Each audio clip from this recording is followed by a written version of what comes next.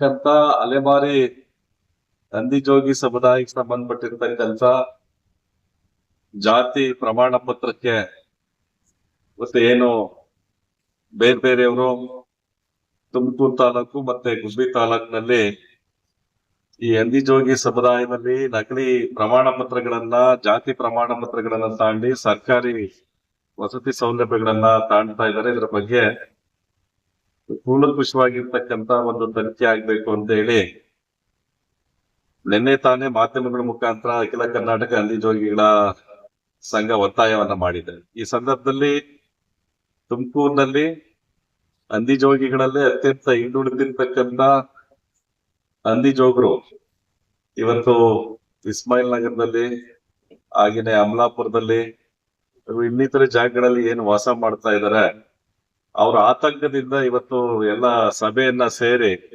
ನಾವು ಜಿಲ್ಲಾಡಳಿತವನ್ನ ಒತ್ತಾಯ ಮಾಡ್ತಕ್ಕಂತ ಒಂದು ಕೆಲಸವನ್ನ ಮಾಡ್ತಾ ಇದ್ದೀವಿ. ಯಾಕಂದ್ರೆ ಈಗಾಗ್ಲೇ ಸಾಕಷ್ಟು ಮಕ್ಕಳು ಈ ಸಮುದಾಯದಲ್ಲಿ ಶಾಲೆಗೆ ಹೋಗ್ತಾ ಇದ್ದಾರೆ. ಶಾಲೆಗೆ ಹೋಗ್ತಕ್ಕಂಥ ಸಂದರ್ಭದಲ್ಲಿ ಅವ್ರಿಗೆ ಈಗಾಗಲೇ ನಂದಿಜೋಗಿ ಅಂತ ಹೇಳಿ ಪ್ರಮಾಣ ಪತ್ರಗಳನ್ನ ಕೊಟ್ಟಿದ್ದಾರೆ.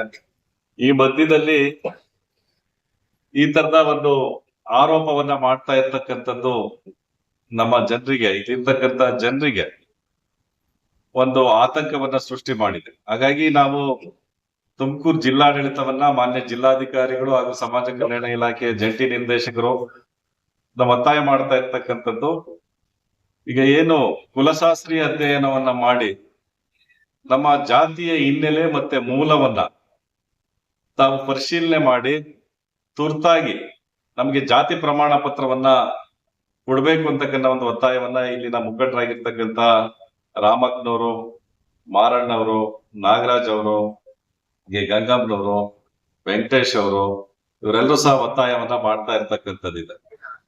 ಈ ಒಂದು ಹಿನ್ನೆಲೆಯಲ್ಲಿ ನಮ್ಮ ಜನಪರ ಸಂಘಟನೆಗಳ ಒಕ್ಕೂಟದಿಂದ ಈ ಒಂದು ಏನು ಒಂದು ಗಂಭೀರವಾಗಿರ್ತಕ್ಕಂಥ ಒಂದು ಈ ಸಮಸ್ಯೆ ಆಗಿದೆ, ಈ ದೂರು ಬಂದಿದೆ, ಇದ್ರ ಬಗ್ಗೆ ಜಿಲ್ಲಾಡಳಿತ ತುರ್ತಾಗಿ ಮಧ್ಯಪ್ರವೇಶವನ್ನ ಮಾಡಿ ಸರ್ಕಾರದಿಂದ ಒಂದು ಸ್ಪಷ್ಟತೆಯನ್ನ ಪಡ್ಕೊಂಡು ಈ ಸಮುದಾಯದವರಿಗೆ ಶೈಕ್ಷಣಿಕವಾಗಿ ಮತ್ತೆ ಅವರಿಗೆ ವಸತಿಯನ್ನ ಕಲ್ಪಿಸ್ತಕ್ಕಂಥ ಒಂದು ನಿಟ್ಟಿನಲ್ಲಿ ತುರ್ತಾಗಿ ಕ್ರಮ ಕೈಗೊಳ್ಳಬೇಕು ಅಂತಕ್ಕಂಥ ಒಂದು ಒತ್ತಾಯವನ್ನ ನಾವು ಪ್ರಗತಿಪರ ಸಂಘಟನೆಗಳ ಪರವಾಗಿ ಒತ್ತಾಯವನ್ನ ಮಾಡ್ತಾ ಇರ್ತಕ್ಕಂಥದ್ದು.